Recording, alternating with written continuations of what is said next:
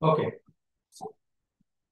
So before starting our lecture, I want to make one important announcement because in previous lectures, actually, on I guess we had lecture on 25th of October or November, right?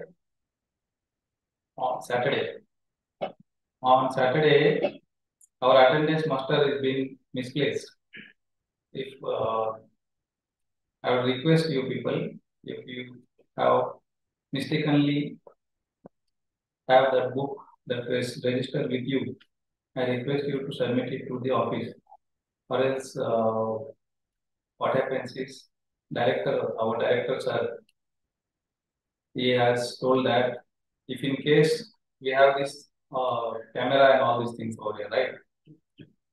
So if it is found somebody has stolen it, he'll take strict action against you. Instead, I'm requesting you, if anybody has mistakenly taken it, no issues, he or she can return it over here. Okay. Those who are present in offline, especially.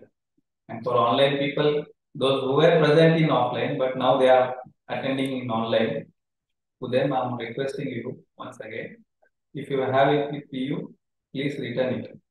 Okay. Okay. So we'll start our lecture.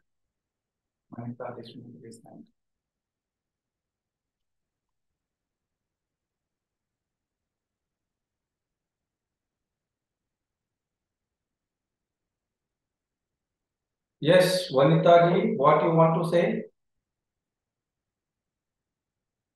Vanita Deshmukh, you have raised your hand. I guess they have simply raised their hand. Right. So today we'll be seeing your fourth unit of business environment, right? And so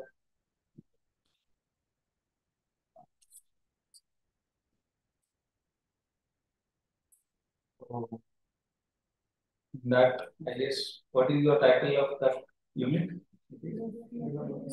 Labor laws. Okay. We'll be seeing the labor laws. So what are the labor laws? Labor laws are those laws which are obligatory or mandatory to the factories or the enterprises where manufacturing takes place, right? जिथे जिथे उत्पादन होतं, services नाही, उत्पादन manufacturing processes जिथे जिथे होतात, तिथे तिथे लेबर लॉस हे ऍप्लिकेबल असतात. है ना? काही इतर आस्थापना ज्या आहेत, म्हणजे त्यांना आपण होमवर्क असं म्हणतो, घरगुती काम, त्याही ठिकाणी लेबर लॉस या ऍप्लिकेबल असतात. ओके. तर या लेक्चरमध्ये, या युनिटमध्ये, what you are going to see is minimum wages, disputes, bonuses, maternity benefits, formation of trade unions, and collective bargaining. Right? Minimum wages म्हणजे एक MSP नावाची एक गोष्ट आहे, सगळ्यांना माहिती आहे. काय MSP? MSP काय आहे? Minimum support price. Minimum support price हे कोण ठरवतं? गव्हर्नमेंट ठरवतं. कोणासाठी ठरवतं? शेतकऱ्यांसाठी ठरवतं. शेतकऱ्याकडनं त्याचा शेतमाल विकत घेण्यासाठीचा एक कमीत कमी एवढे पैसे त्याला मिळाले पाहिजे. का कमीत कमी एवढे पैसे मिळाले पाहिजे? त्याचे काहीतरी नियम असतात, काहीतरी कारण असतं त्या मागचं, बरोबर आहे. तसेच मिनिमम वेजेस हे ठरवलेले असतात आणि ते मिनिमम वेजेस प्रत्येकाला मिळाले पाहिजे. आता MSPचं उदाहरण आपण का घेतो आहे? MSP कशासाठी, काय MSP आहे? एक शेतकरी आहे, त्याच्याकडे 1 एकर शेती आहे. त्या 1 एकर शेतीमध्ये तो से एक बॅग सोयाबीनची एक बॅग, ती एक बॅग त्यांच्या काहीतरी 16 किलोची आहे. मला एक्झॅक्टली माहिती नाही, मी रॉंग असेल तर मला करेक्ट करा. 16 किलोच्या बॅगला पण से 3000 रुपये खर्च आहे परचेस करण्यासाठी. त्या शेताची सगळी जी मशागत आहे ती करण्यासाठी तर एकरेज काय रेट आहे आय डोंट नो, पण आपण असं कन्सिडर करूया 5,000 आहे. 5 अधिक 3 8,000 रुपये झाले. त्याच्यानंतर ते काय पेरणी वगैरे करावी लागते त्याला आपण असं बघू 2,000 रुपये खर्च येईल. 10,000 रुपये झाले. त्याच्यानंतर त्याच्यावरती ते काय काय म्हणतो त्याच्यातलं गवत काढणे किंवा निंदण असं काहीतरी म्हणतात ना, निंदणे वगैरे किंवा खुरपणी वगैरे असं काहीतरी असतं. ते सगळं त्याचा एक खर्च अंदाजे आपण पकडूया 2,000 12,000 रुपये झाले. त्याच्यानंतर आणखी काय असतं खते वगैरे, त्याचे 1,000 रुपये पकडूया 13,000 रुपये झाले. त्याच्यानंतर ते सगळं पूर्ण वाढ झाली त्याची. वाढ झाल्यानंतर त्याची कापणी करावी लागली. कापणी आणि त्या सगळ्या मशागतीच्या कामासाठी आणखी 1,000 रुपये पकडूया 14,000 रुपये झाले. कापणी नुसती करून चालत नाही, त्याला परत त्या मळणी यंत्रातनं घालावं लागतं. त्याचा एक कॉस्ट 1,000 रुपये पकडूया. तिथून त्याला ट्रान्सपोर्टेशन करावं लागतं कुठे मार्केट पर्यंत, त्याचा एक काहीतरी 500 रुपये पकडूया. असे एकंदरीत त्याचे 15,000 रुपये खर्च झाले. आणि त्या 1 एकर मध्ये जर समजा 5 पोती त्याला सोयाबीनचं उत्पन्न मिळालं, राईट. आता 5 पोती उत्पन्न मिळाल्याच्या नंतर 2,000 रुपये पर क्विंटल जर त्याचं सोयाबीन विकलं गेलं तर 5 दुनी 10,000 रुपये त्याला उत्पन्न मिळेल. पण त्याचा झालेला खर्च हा किती आहे? 15,000 रुपये आहे. मग आता मला सांगा तो फायद्यात आहे तोट्यात? नुकसानीत आहे ना, त्याला नुकसान झालं ना. मग हे नुकसान नको व्हायला त्याला, कारण तो शेतकरी आहे शेवटी. तो आपली इकॉनॉमी हे ऍग्रेरियन इकॉनॉमी आहे होती. आता हळूहळू ती बदलत चालली आहे. भरपूर वेळ लागेल त्याला. म्हणजे आपण शेतीवर अवलंबून आहोत. आपली अर्थशास्त्र जे आपलं आहे, अर्थकारण जे आहे, अर्थव्यवस्था जी आहे ती शेतीवर अवलंबून आहे. म्हणून शेतकरी हा ठरला पाहिजे तरच देश ठरेल ना. म्हणून त्याच्यासाठी मिनिमम सपोर्ट प्राइस आपण ठरवली. तसं जे लोक वेजेसवर काम करतात, वेज म्हणजे काय? वेज म्हणजे मेहनताना. रेम्युनरेशन नाही, रेम्युनरेशन वेगळं असतं. वेज म्हणजे मेहनताना. मेहनत करणाऱ्या माणसाला वेजेस मिळतात.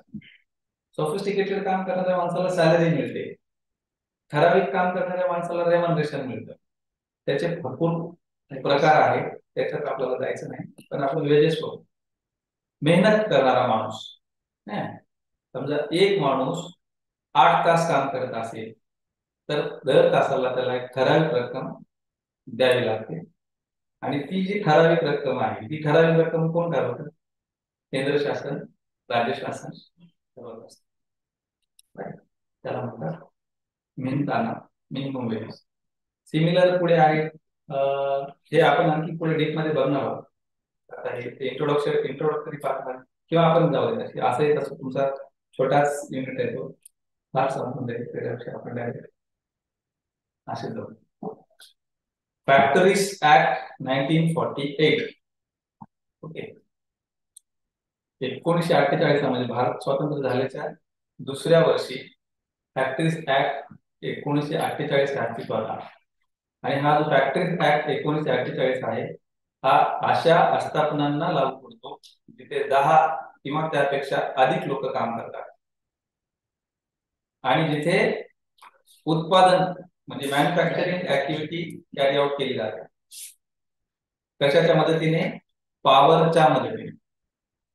अरे आता समजा माझा एक आपण असं म्हणूया ऊसाचा गुऱ्हाळ कोणाकोणाला माहिती आहे? मला नाही, सगळ्यांना माहिती आहे ऊसाचा गुऱ्हाळ. साहेब माहिती आहे का ऊसाचा गुऱ्हाळ? काकवी असते तिथे मस्त, खाल्ली आहे का? हा. तर ऊसाचा गुऱ्हाळ हे पॉवर बेस्ड आहे की नाही? आहे. कारण ऑब्विसली तिथे आपण ते हे काय वापरतो, मशीन. कुठली मशीन असते ती, तिला काय म्हणतात, जी डिझेलवर चालते? हा, जनरेटर टाइप काहीतरी वापरतो ना की ज्याच्यातून पॉवर जनरेट होतो, राईट.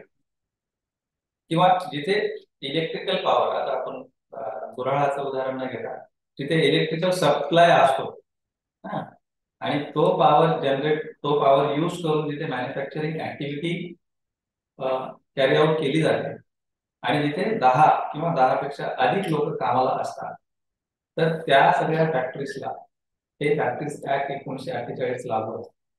दुसरं, wherever 20 or more people are employed and manufacturing services are rendered or carried out without the help of power. In previous one we have seen that we are using power, but where in case of if there is no power, then the number of employees are here more. Okay, where 20 or more people are employed and manufacturing activities are carried out with the help of without the help of power, their Factories Act 1948 will be applicable. Okay, and what this act is meant for, it makes provisions for health, safety, welfare, working hours, and leave of the workers. Okay, those who are employed in that factories. Okay, in this act, majorly these things are involved, right? Because see, when we talk about factories, factories are generally say factory accident, industrial accidents occur generally mainly in factories only, where production activities will be carried out, right? When there are industrial accidents, obviously we need to take care of the health of the workers. We need to take care of the safety of the workers. We need to provide some welfare plans. The working hours should be limited. They should get the leave compensations and leaves, whatever. Okay. म्हणजे काय असतं, factory म्हटलं की फॅक्टरीमध्ये काम करणारा जो कामगार वर्ग आहे यांच्यासोबत जास्ती प्रमाणात इंडस्ट्रियल अपघात होतात, औद्योगिक अपघात होतात आणि या लोकांचं एक्सप्लॉयटेशन जास्ती प्रमाणात केलं जातं. म्हणजे या लोकांना संरक्षण नाही आहे असं. म्हणून हे फॅक्टरीज ऍक्ट 1948 अस्तित्वात आहे. हे फॅक्टरीज ऍक्ट 1948 काय करतं, कामगारांना संरक्षण कवच प्रदान. ठीक आहे, म्हणजे कामगारांच्या आरोग्याविषयक, कामगारांच्या सुरक्षेविषयक, कामगारांच्या कल्याणविषयक किंवा कामाचे तास किती असावे, त्यांना पगारी रजा किती मिळाव्यात किंवा किती मिळू नये या संबंधित जे काही आहे ते सगळं या फॅक्टरीज ऍक्ट 1948 मध्ये समाविष्ट आहे. It is enforced by the state government and empowers them to frame rules so that the rules are framed as per local conditions. Generally, these whatever the provisions are made are formulated by the central government, whereas implementation part is done at the state government level. As well as state government has the authority to modify these rules, to reframe these rules, or their part will be there. Like, why it is so? Because the working conditions at the local level might be different. When I'm framing rules sitting in central, I don't know what are the local conditions of particular region, particular state. Henceforth, the state government has the power to form the rules. They are involved in the framing of the rules as well as the implementation of the rules. म्हणजेच बघा काय असतं, rules frame करत असताना आता आपण तेच उदाहरण आपण, कारण कसं आहे ते आता ज्वलंत उदाहरण आहे. NEP 2020चं उदाहरण घेऊया. NEP 2020 हे केंद्र शासनाने बनवलेले आहे.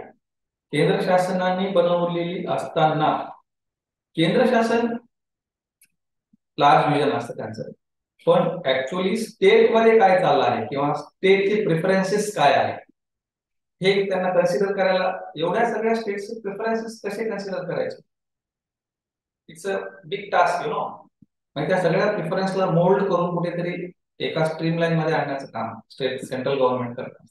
बट देन अगेन इव्हेंच्युअली इम्प्लिमेंटेशनचा पार्ट जेव्हा येतो तेव्हा तिथे अडथळे निर्माण होतात.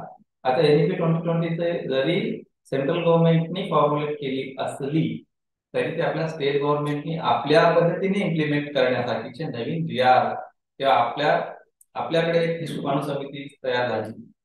सुकाणू समिती म्हणजे स्टिअरिंग कमिटी. तर अशा पद्धतीने ज्या वेळेला फॅक्टरीज ऍक्ट 1948 मध्ये पण काही जर रूल्स तयार झालेले असतील, त्याचं ज्या वेळेला इम्प्लिमेंटेशन करायचं असतं तेव्हा स्टेट गव्हर्नमेंट लेवलला त्यांनी त्यांच्या पद्धतीने ते रूल्स मध्ये थोडे मॉडिफिकेशन किंवा चेंजेस करून ते इम्प्लिमेंट करायचे असतात. आपल्याकडे बघा काय आहे, तर आपलं उदाहरण जर घ्यायचं झालं तर आपल्याकडे आपण छत्रपती शिवाजी महाराजांच्या 2 जयंत्या साजऱ्या करतो. आपल्याकडे 2 सुट्ट्या मिळतात. या सुट्ट्या बाहेर मिळतील का इतर राज्यांमध्ये? मिळणार नाही. पण इतर राज्यांमध्ये आता तिकडे जर गेलो आपण वरती राजस्थानकडे किंवा तिकडे त्यांचे ते महाराणा प्रताप जे आहे पराक्रमी पुरुष, त्यांच्या जयंतीनिमित्त ते लोकल गव्हर्नमेंट सुट्टी देत असेल. मे बी पॉसिबिलिटी आहे, वी डोंट नो ना, हे मी असं सांग पण देत असतील मे बी. आपण जर देतो आपल्या महापुरुषांसाठी, ऑब्व्हियसली ते स्टेट त्यांच्यासाठी देणारच असेल.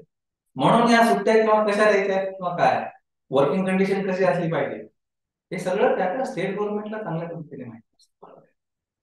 So strengthen provisions related to health safety of workers. पुढचं या फॅक्टरीज ऍक्ट 1948 चं काय एक मुख्य उद्देश आहे की to strengthen the provisions related to health and safety of the workers. Industrial accident, सगळ्यात मोठा industrial accident as per my knowledge Bhopal gas tragedy. Dangerous, सगळ्यांनी अनुभवलेला आहे, राईट. त्याच्यावरती बरेचसे ते काय वेब सिरीज पण आहे, बघून घ्या कधी बघितलं. म्हणजे त्यांनी असं रिअलिस्टिक सगळं म्हटलंय किंवा ज्या लोकांनी ते अनुभवलंय म्हणजे. किंवा आता आपल्या महाराष्ट्राचं उदाहरण घ्यायचं झालं तर अमरावतीच्या पुढे एक आपली फॅक्टरी आहे, ऑर्डिनन्स फॅक्टरी. त्या ऑर्डिनन्स फॅक्टरीमध्ये मागच्या 2 वर्षापूर्वी बॉम्ब ब्लास्ट झाला. ऍक्च्युली ऑर्डिनन्स फॅक्टरीमध्ये अॅम्युनिशन तयार होत असेल, तर तिथे काहीतरी मिसॅप झाला आणि तो म्हणजे एका माणसाचा असा काय म्हणतात त्याला, त्याचे सगळे तुकडे असे विखुरले गेले होते. बरोबर. ते मिसॅप्स आकर्स, ते मिसॅप्स होऊ नये किंवा हे हजार्ड, हे इंडस्ट्रियल ऍक्सिडेंट्स होऊ नये त्याच्यासाठी काय काय सेफ्टी मेजर्स घ्यायला पाहिजे प्रत्येक इंडस्ट्रीनी. I am also victim of industrial accident actually. I'll tell you my own example. Well, I used to work in a multinational company in Pune named as Dollar India Private Limited, which is a German-based company actually, and I was as a management trainee over there. A management trainee apprentice are similar things actually. What do they do is they put you into a different job roles. So my turn was on the production of flavors, and the flavors are made up of highly hazardous things. All acidic formulations comes over there and blending is done and you come with the flavor.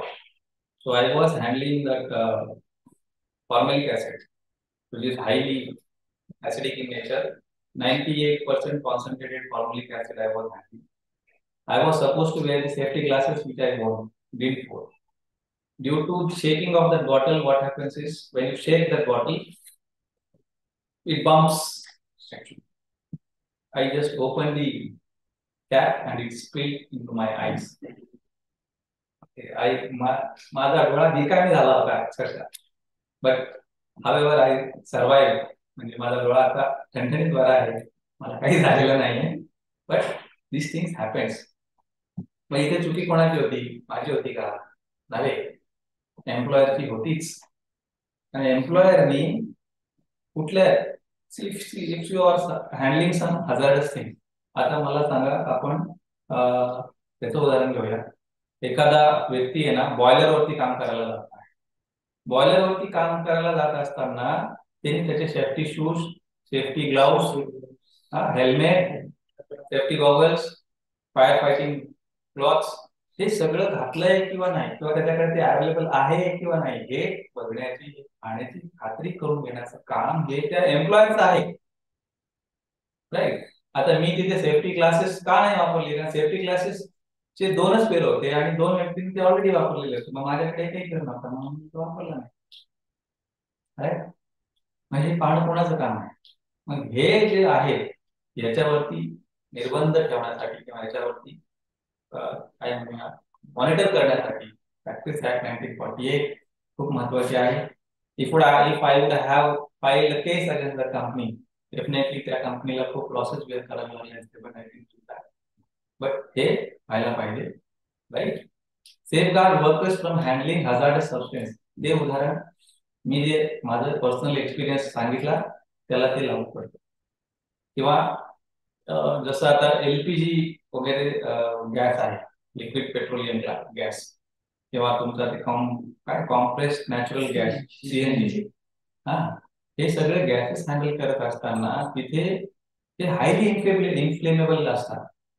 मग इथे तुम्हाला खूप you have to take extra care की कुठे कोणी म्हणजे worker एखादा smoke करत नाहीये ना किंवा काय, हे these precautions has to be taken and these guidelines or the norms standards will be as per Practice Act 1948. तुम्हाला ज्या पद्धतीने सांगेल की सेफगार्ड कसं करायचं तुमच्या वर्कर्सला, हे त्याच्यामध्ये असतं.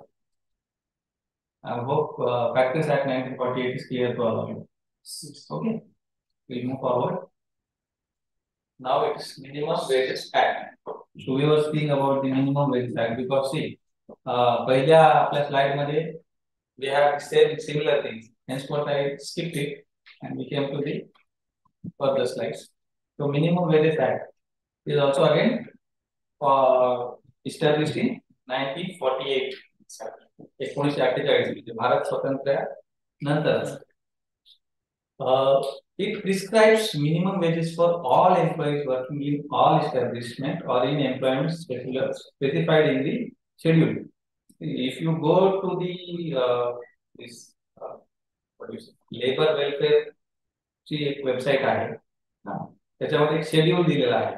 त्या शेड्यूल मध्ये काय दिलेलं आहे की कुठल्या कुठल्या आस्थापना त्या मिनिमम वेजेस ऍक्टच्या अंडर येतात, त्याची सूची दिलेली आहे. शेड्यूल मध्ये काय सूची, तर ती सूची तुम्ही बघून घेऊ शकता.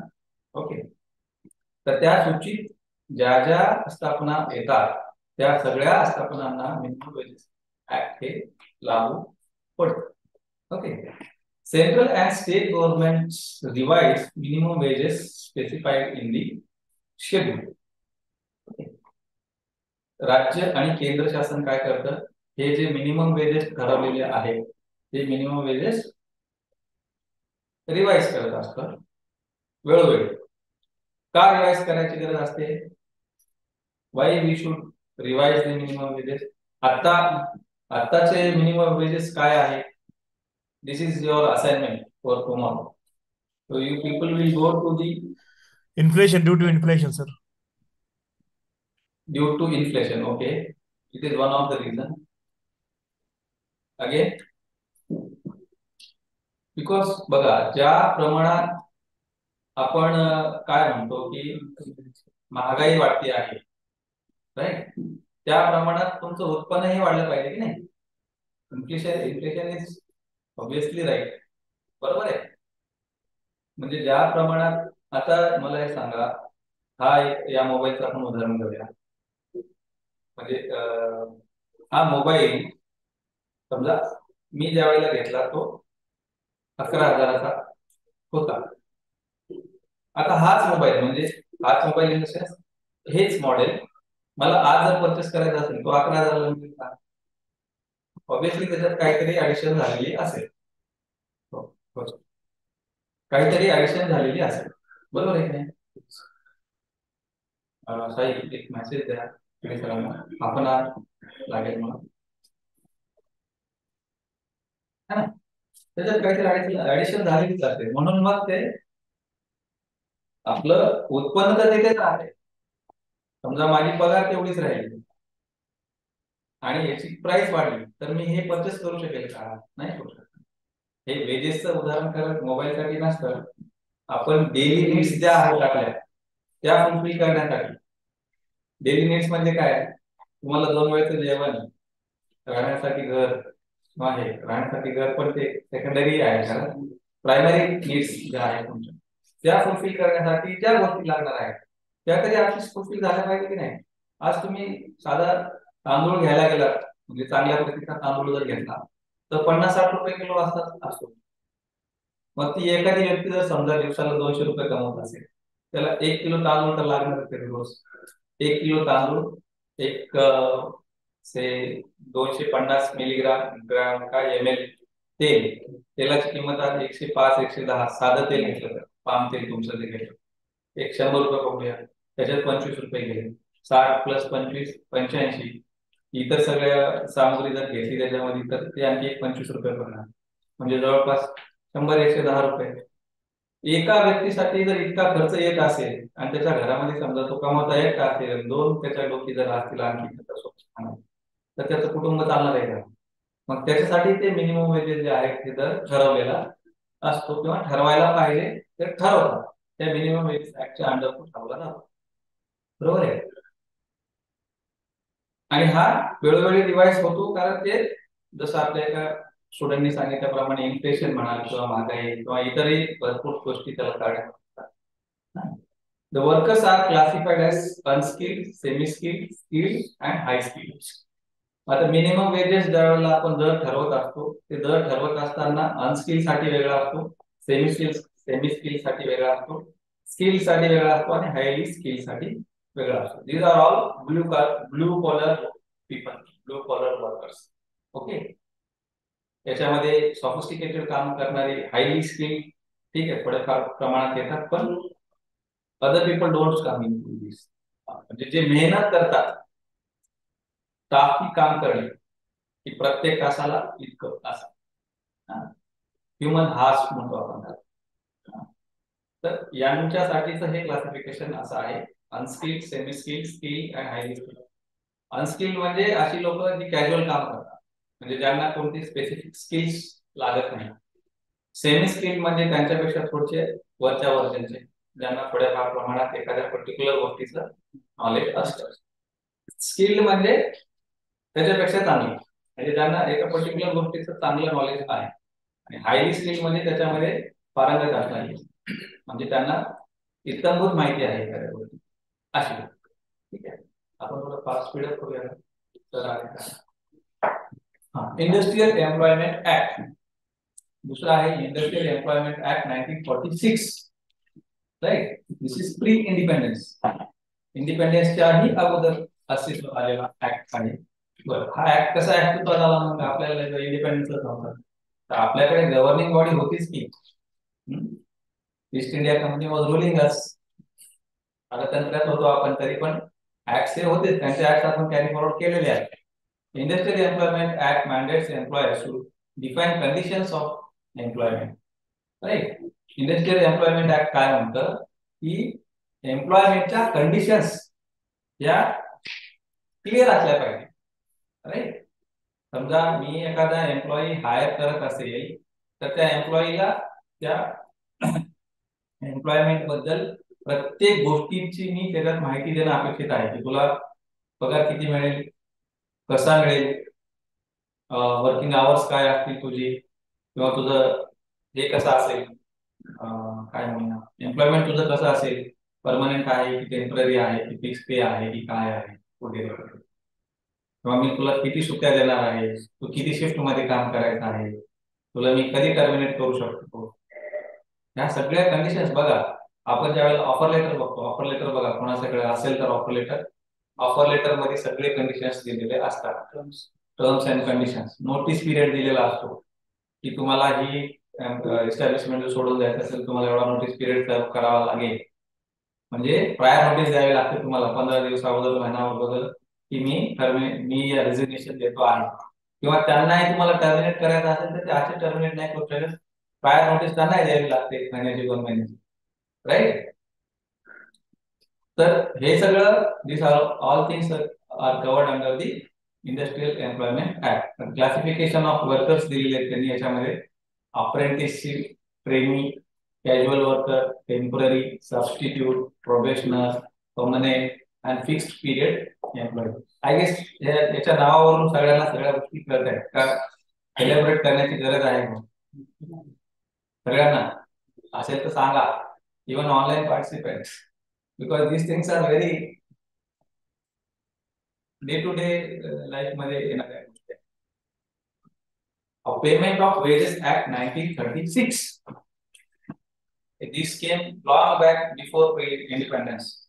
Payment of Wages Act 1936. Under Payment of Wages Act, common obligations on employers are to every employer is responsible for payment of wages to the workers. Okay.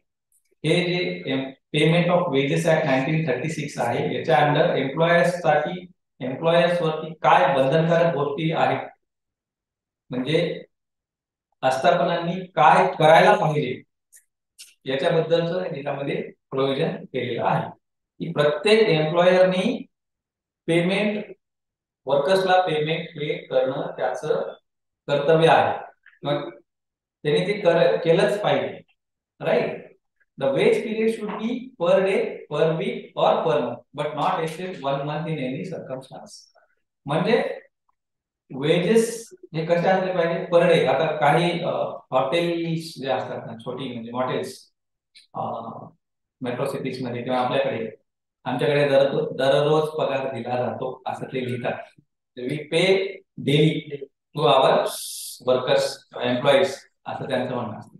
म्हणजे दिवसभर काम करायचं संध्याकाळी पैसे घ्यायचे आणि जायचं राईट. किंवा काही ठिकाणी वीकली पेमेंट्स असतात. हे फार तर छोटे जे इंडस्ट्रीज असतात ना तिथे जे कॅज्युअल वर्कर्स असतात किंवा जे डेली वेजेस असतात त्यांचे पेमेंट वीकली बेसिसवरती होतात राईट. आणि काही असतात ना अशा असतात की जिथे मंथली पेमेंट्स होतात.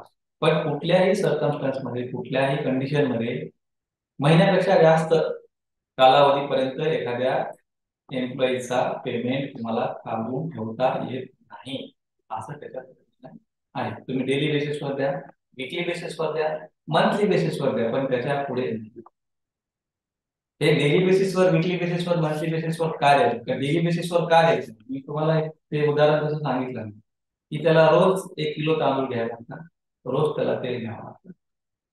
कारण त्याचं उत्पन्न कमी असल्या कारणामुळे तो काही महिन्याभराचं रेशन त्याच्याकडे साठवून ठेवू शकत वीकली म्हणा किंवा मंथली म्हणा असं ते कन्सिडरेशन असतं त्याच्यामध्ये ज्या वेळेला हे करतात.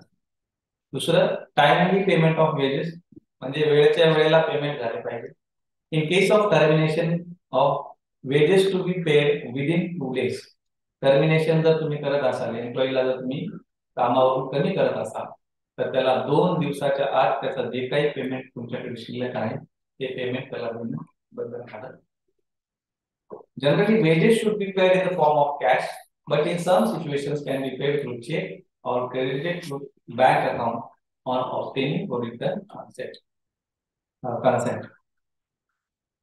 साधारणतः पेमेंट जे आहे वेजेस पेमेंट जे आहे हे कॅश फॉर्म मध्ये केलं पाहिजे जनरली. पण काही कंडिशन्स काही सिच्युएशन्स मध्ये ते बँक अकाउंटला इधर क्रेडिट करू शकता किंवा चेक फॉर्म मध्ये पण देऊ शकता. पण जनरली वेजेस कॅश फॉर्म मध्ये दिली पाहिजे. त्याचं काय कारण आहे? कारण तो तुम्ही त्याला जर चेक दिला तर तो बँक मध्ये जाईल तिथे डिपॉझिट करेल त्याला परत ते काय क्लिअरिंग व्हायला त्याला 2 दिवस लागतील, आठवडाभर लागेल. समजा आज तुम्हाला चेक दिला, आज तुम्ही डिपॉझिट केला तर आज तर ते क्लिअर होणारच नाही. शनिवार आहे, उद्या रविवार सुट्टी आली, परवा क्लिअरिंग आपला राहणार आणि त्याच्या दुसऱ्या दिवशी तुमचा चेक क्लिअर होणार. तोपर्यंत तो उपाशी राहणार, त्याला पेमेंट त्याला वेळेत मिळणार नाही ना राईट. पण मग रिटर्न कन्सेंट जर असेल म्हणजे अगोदरच करार केलेला असेल तसा की तुम्हाला पेमेंट चेक स्वरूपात पण देण्यात येईल किंवा तुमच्या अकाउंट मध्ये क्रेडिट करण्यात येईल असं जर आपण लेखी त्याच्याकडून लिहून घेतलं त्यांची सही असेल बट पण जनरली वेजेस जे असतात ते कॅश फॉर्म मध्ये पे करावे. You being an employer you need to take this into consideration. People are employers, right? I guess you people are employers. Industrial Dispute Act 1947, right? What is Industrial Dispute Act 1947 is to provide standard operating procedure in situation of lockouts, strikes, layoffs, retrenchment, etc., or provide mechanism for reconciliation and adjudication of disputes or indifferences between employees and employers. Okay. Industrial Dispute Act हे काय नाही तर हे काय आहे की actually हे बघा पूर्वीच्या काळामध्ये खूप व्हायचं, आता तसे प्रमाण खूप कमी झालेलं आहे. ट्रेड युनियन्स वगैरे जे असतात ते लोक स्ट्राईक्स करतात, किंवा बऱ्याच वेळेला कंपनी काय करतात की आमचं we are not suppose to hire this much of people, म्हणून ते काय करतात, कामावरून कमी करतात काम. आमचं we are not running to profit, किंवा इतरही कारण असतात त्यांचे, किंवा काही स्टेक त्यांचे त्यांनी विकून टाकले, आम्हाला आता थोडंसं नॅरो करायचं आहे. अशा वेळेला रिट्रेसमेंट वगैरे करतात. तर अशा वेळेला जे क्रायसिस निर्माण होतं की नाही, म्हणजे रिट्रेसमेंट म्हणजे आता तुम्ही एखाद्या असतात नाही, म्हणजे 10 वर्षापासून काम करताय आणि तुम्हाला सांगितलं उद्यापासून पे होऊन तुला जॉबलेस. अशा वेळेला तुम्ही ऑब्विसली तुम्हाला you will go into that crisis mode. म्हणजे तुम्ही एम्प्लॉयर सोबत तुमची क्रायसिस निर्माण होणार, किंवा तुम्ही तुमचे काहीतरी राईट्स रुईन होत आहे, किंवा तुमच्यावर काहीतरी तुमचं एक्सप्लॉयटेशन होत आहे असं म्हणून तुम्ही स्ट्राईक वरती गेला, तर इथे पण क्रायसिस सिच्युएशन निर्माण होतो. To deal this crisis situation, to handle this crisis situation, industrial dispute act comes into role. It provides guidelines to how to reconciliate, how to adjudicate the disputes between the employees and the employers. So it provides a mechanism actually to reconciliate. What is reconciliation? Bank reconciliation is different thing. This reconciliation is different. Reconciliation म्हणजे आता तुमच्या माझ्या battle झाला, quarrel झालं, पण तरी सुद्धा आपण दोघे एकत्र आलो, त्याला म्हणायचं रिकन्सिलिएशन. तह काय युद्धाचा तह होतो की नाही तसा. Payment of bonus act 1965. Okay. The act applies to all factories and every other establishment which employs 20 or more workmen. ज्या ज्या आस्थापनांमध्ये 20 किंवा त्यापेक्षा जास्त लोक कामाला असतात, अशा सगळ्या आस्थापनांना पेमेंट ऑफ बोनस ऍक्ट 1965 हा लागू आहे. The payment of bonus act 1965 provides for a minimum bonus of 8.33% of wages. Right? म्हणजे माझी कंपनी जरी तोट्यात चालत असेल, मला माझ्या कंपनीला जरी घाटा होत असेल, तरीही मला एम्प्लॉईजला बोनस देणं हे बंधनकारक आहे. मी असं म्हणू शकत नाही की यावर्षी कंपनीला लॉस झालाय तर यावर्षी बोनस नाही. बोनस हे द्यावंच लागतं. बरं, बोनस का द्यावं लागतं, त्याच्या मागचं रिझन आहे. राईट? का द्यावं लागतं बोनस माहिती आहे का? नाही माहिती? बरं, आपलं वर्ष किती आठवड्यांचं असतं? 52 किंवा 53. लीप इयर मध्ये 53, बरोबर आहे. 52 किंवा 53 आठवड्यांचं असतं. तर पूर्वीच्या काळी आपल्याकडे वीकली पेमेंट्स व्हायचे. जर आपण वीकली पेमेंट जर काढली आणि तुमची मंथली पेमेंट जर काढली, तर 1 मंथचा डिफरन्स येतो त्याच्यामध्ये. बरोबर 1 मंथचा डिफरन्स येतो. हे जे 1 मंथ तुमचं ऍडिशनल आहे की नाही, this is what the employee is suppose to pay to you. ते तुम्हाला तुमच्या हक्काचे पैसे आहेत ते काही तो, आणि ते देताना असं देतात की आम्ही तुम्हाला फेवर करतो आहे बोनस, पण ते तुमचेच पैसे आहेत. तर ऍटलिस्ट मिनिमम तुम्हाला किती बोनस देणं आवश्यक आहे, त्याच्या पगारीच्या 1.33% एवढे, जेवढा काही जे काही त्याचा बेच आहे त्याच्या 1.33% of bonus has to be given to the employee, and this is as per the payment of bonus act 1965. एखाद्याने समजा बोनस दिला नाही, you can go into labor court और उसको आप बोल सकते हो why you are not paying. Labor law will be enforced to this company. Central government is the appropriate authority in respect of the industries establishment for which it is appropriate government under the Industrial Dispute Act. Okay. तर इथे central government जी आहे, central government या सगळ्या ऍक्टचं जे काही enforcement आहे ते enforcement हे सेंट्रल गव्हर्नमेंट कडून केलं जातं. अपिलेट ऑथॉरिटी जी आहे ही सेंट्रल गव्हर्नमेंट आहे. इथे स्टेट गव्हर्नमेंटचा ऍक्सेस थोडा कमी हे आहे काय म्हणूया रोल किंवा involvement. Central government take cares about all the implementation and formulation of the rules and all.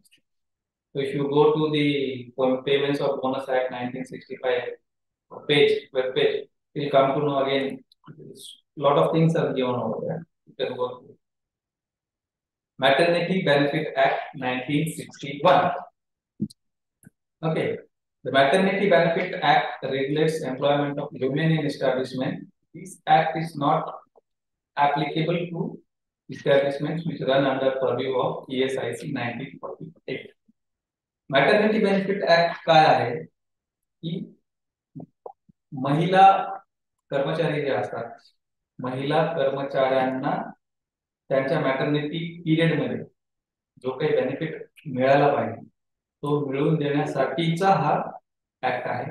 Actually हा ऍक्ट अस्तित्वात कसा आला याचं खूप चांगलं एक गोष्ट आहे. ज्यावेळेस डॉक्टर बाबासाहेब आंबेडकर हे कायदे मंत्री होते. ओके.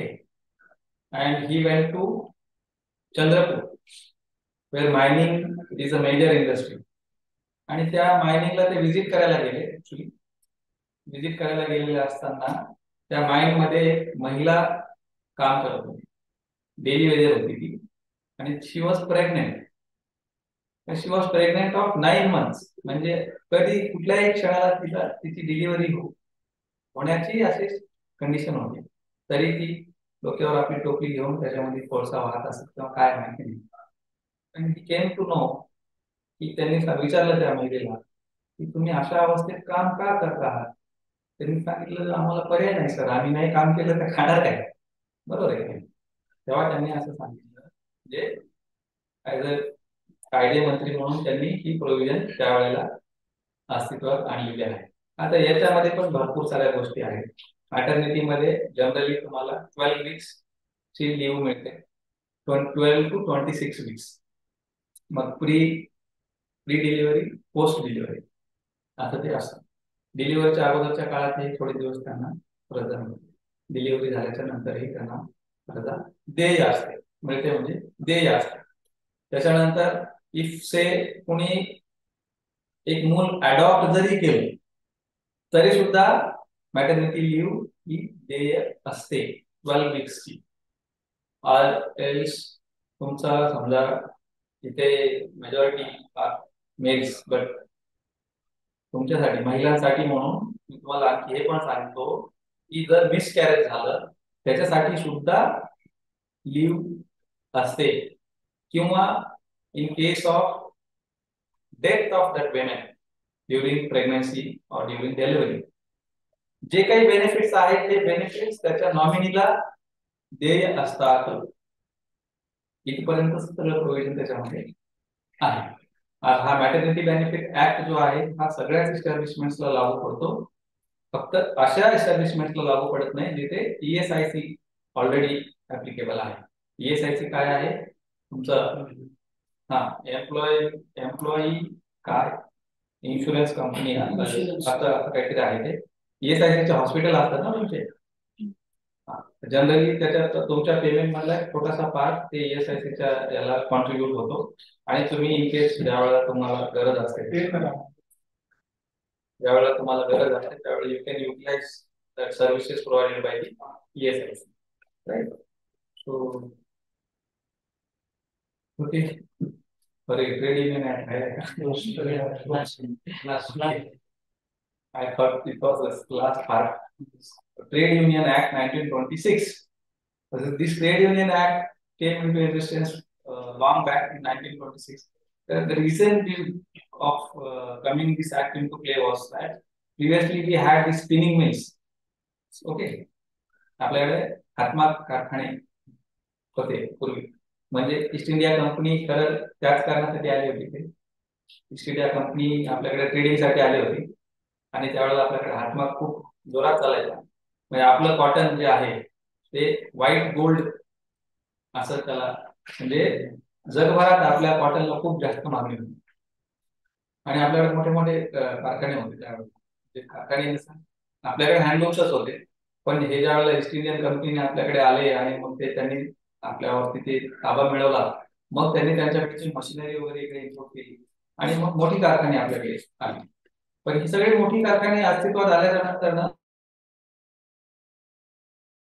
राईट, ज्या वेळेला ती लोक थोडीशी म्हणजे सज्ञान झाली तर काय व्हायचं,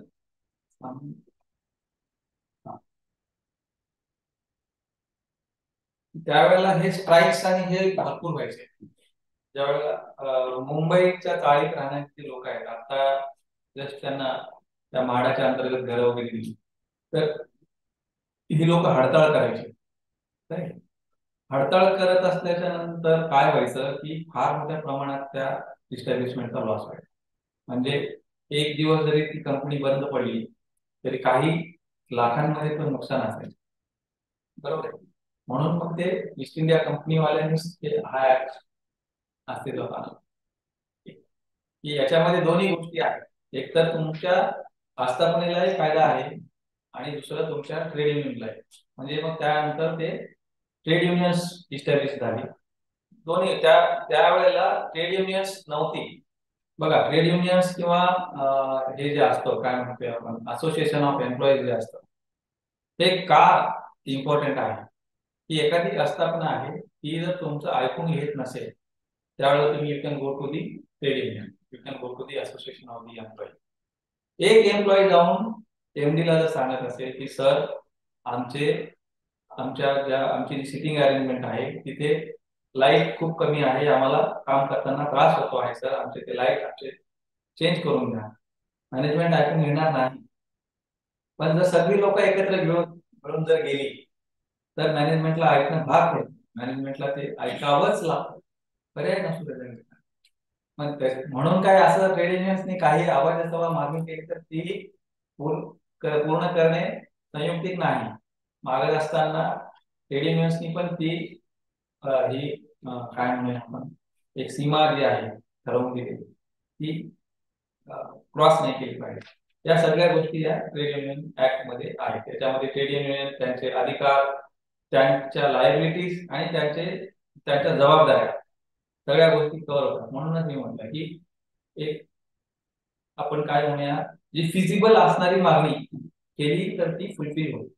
ही फिजिबल असणारी म्हणजे काय, तर त्याच्या संबंधीच्या ज्या काही गोष्टी दिलेल्या आहेत त्या या ट्रेड युनियन ऍक्ट मध्ये, and it is applicable for all the establishment and across the country. Okay, so this is it.